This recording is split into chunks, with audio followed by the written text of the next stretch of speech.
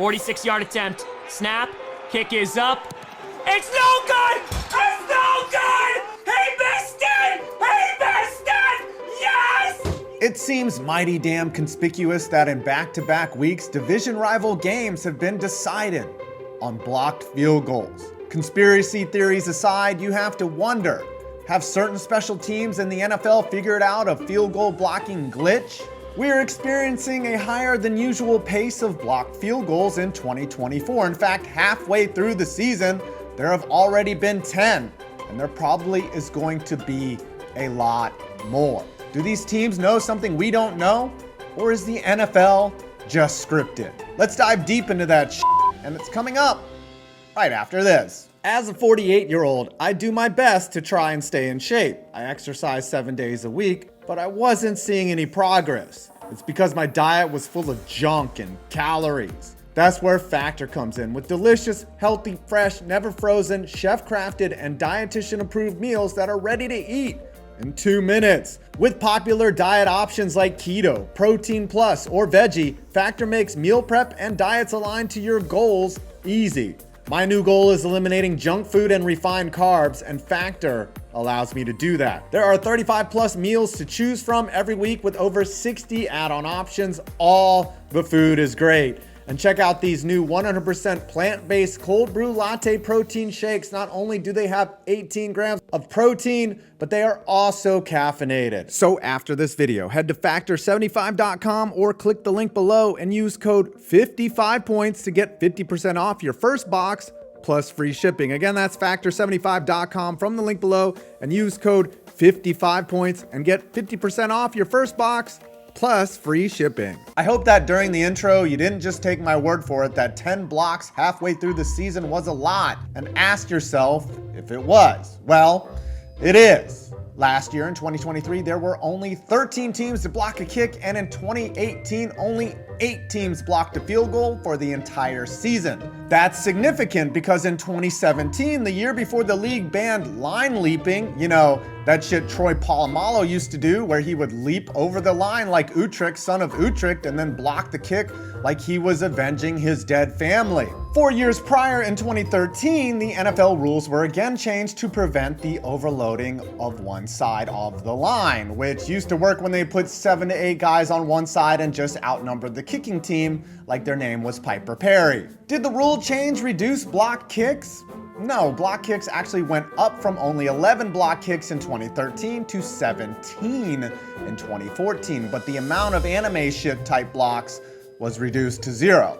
Lastly, leverage is banned by the NFL, which prevents players from climbing up the other players' backs and standing on them to block kicks like those movies where kids stand on each other and pretend to be adults in a trench coat.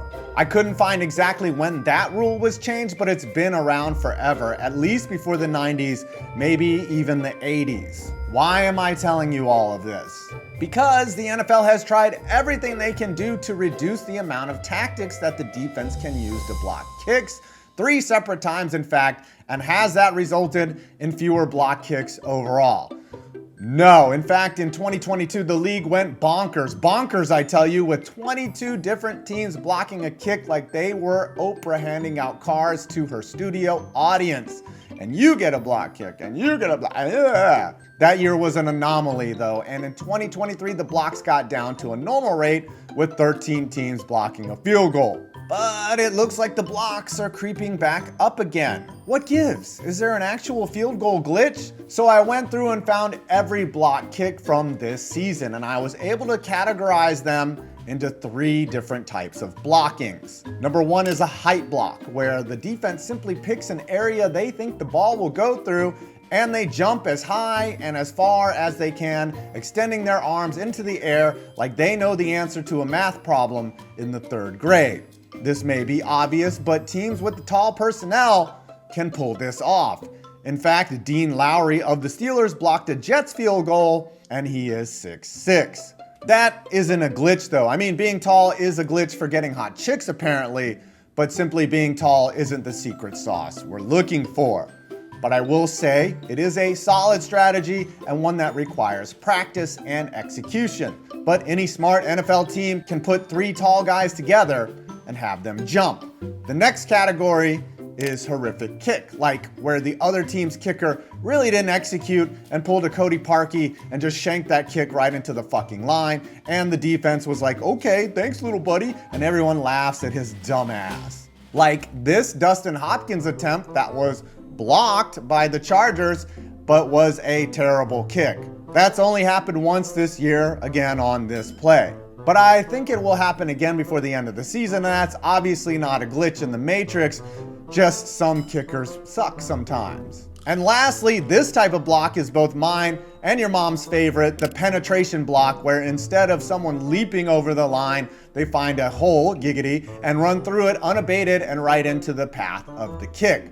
Even better, these blocks can end in a turnover and a score. It's the piece de resistance of field goal blocks. This one is simple math because the holder and the kicker are two people. There are 11 defenders and 9 blockers. Typically what is needed is a big surge, especially off the edge, that frees a defender to come screaming through the line.